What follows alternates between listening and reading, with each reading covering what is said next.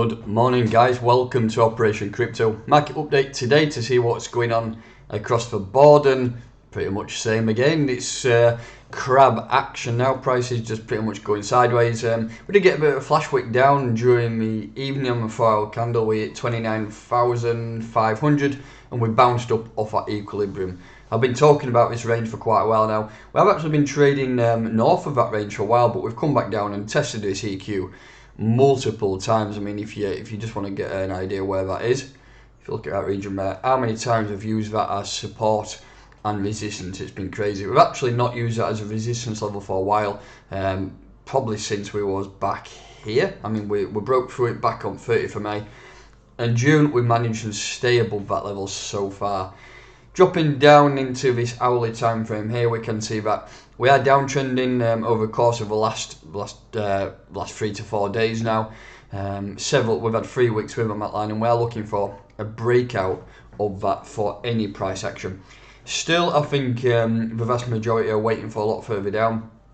Personally, I'm just waiting for a bit of a relief bounce before we do look any further down. We've not had one for a while, and if we look at this, so I've just drawn a few bits and bobs on the weekly time frame on previous cycles. So I've marked out here all the relief bounces on Bitcoin in 2018, which was pretty much the exact year afterwards, after Bitcoin hit those all-time highs. We had a 56% rise, 35, 95, 55, 47 and 26% bounce within that year after.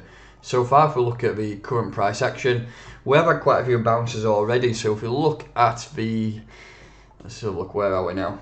So the first major bounce was from there up to there. We did a 25% bounce.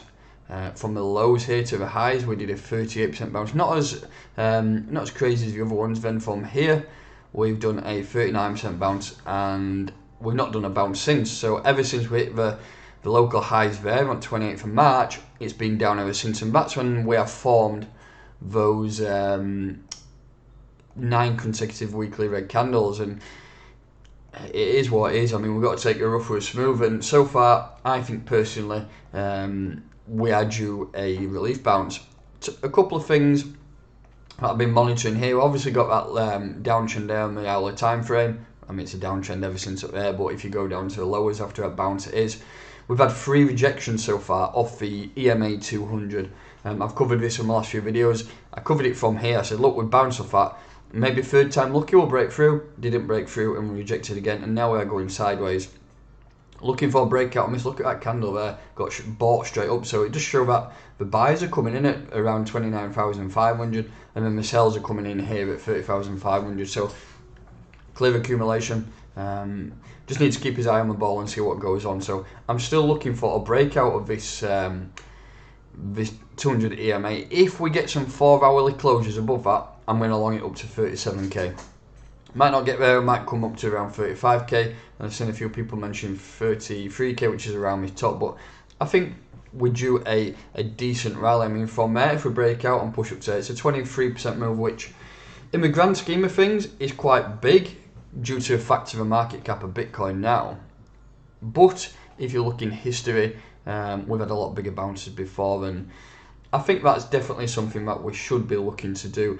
If that bounces up there and it does pull 23% back, there's going to be a lot of euphoria around. There's going to be a lot of perma bulls. I mean, I'm a perma bull in some regards to long-term time frame, but if somebody's just banging on 100k, yeah, it's hard to really get a grips of that and follow people out, in my opinion. So you need to have a little bit of air of caution, and I think personally that we will get a relief bounce, but it will be sold off. I think I'm expecting a couple of weeks of decent price action, whether that's now or whether that's down here. I'm expecting a decent rise before we sell off, and going back to this other chart here, and we'll look at this on the daily time frame, I'm expecting something like that, a nice bounce, probably north of that up to 37k like I mentioned, and then a nice slow bleed, maybe down to 27s, maybe even lower, maybe down to 25s, 24s. People thinking sub 20, that's definitely doable.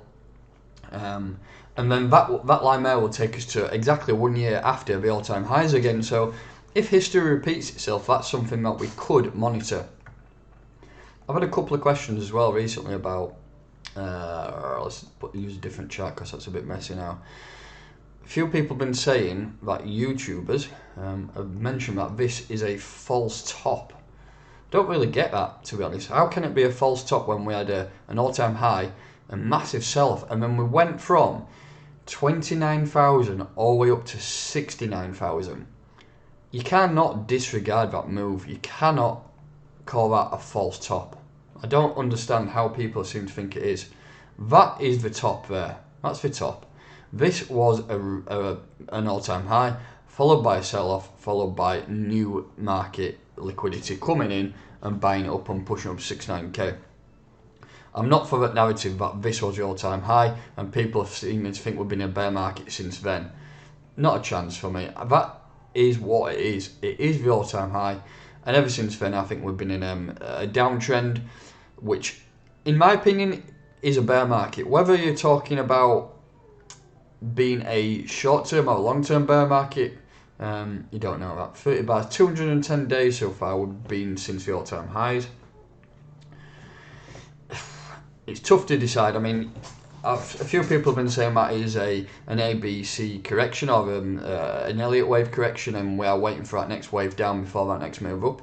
It could possibly be that as well. I mean, in any downward pressure, you could call it a bear market, you could call it a corrective phase, you call it what you want.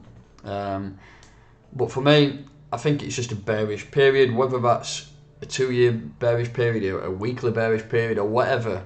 It is a bearish period and you can't get away from that. And within this bearish period, we are looking for relief. And in every bearish period, in every market, in every traditional market, in every macro outlook, you always get relief at some stage. Because that is just people trying to play with your emotions and get you to buy.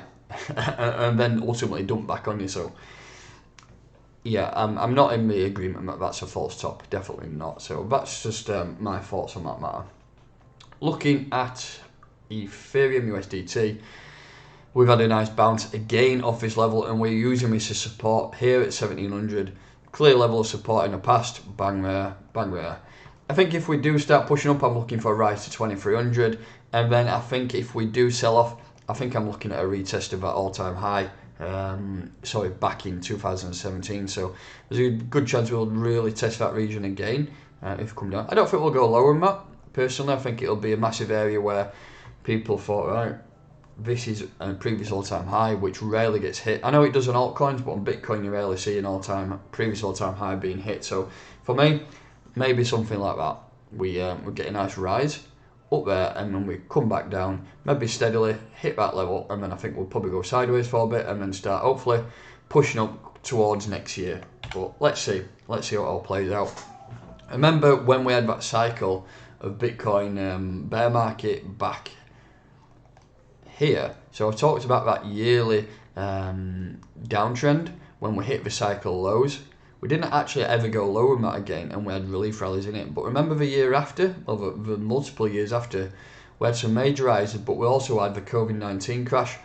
Who knows what the future holds for the future? I mean, we could have new pandemics, we could have world wars, and these will play some effects on the price. So it is very, very unknown what's going to happen beyond here, 22nd of November. We could have some major adoption of Bitcoin, which swings the entire macro outlook. We could have that tied in with wars. It could be a safe haven for assets. There's so many possibilities that could go in future. So personally, I always hold Bitcoin. Not bothered about the price, because it is a long-term asset. Make sure you keep a decent bag of stables. I keep a small bag of altcoins, probably around 20 to 30% of my net worth.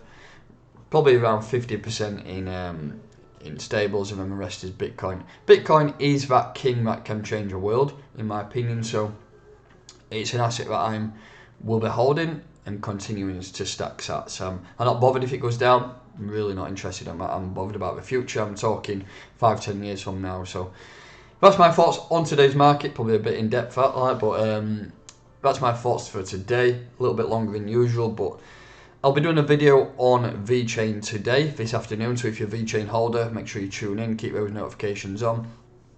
And also, Just one last thing, I have been doing a lot of trading on BitGet recently. I know I mentioned it on previous videos, but honestly it's the best exchange I've used. I've switched over from Binance in the last probably 3 or 4 months, and the fees are better, the liquidity is really good. It's not obviously as good as Binance, but it is a decent exchange to use. So I'll use a video with you, I'll leave a video with you, just talks about BitGet, and it tells you exactly what it can do: copy trading, futures trading, spot trading, and also $4,000, well, up to $4,000 in rewards when you join. So that's it for today. I'll catch you later on.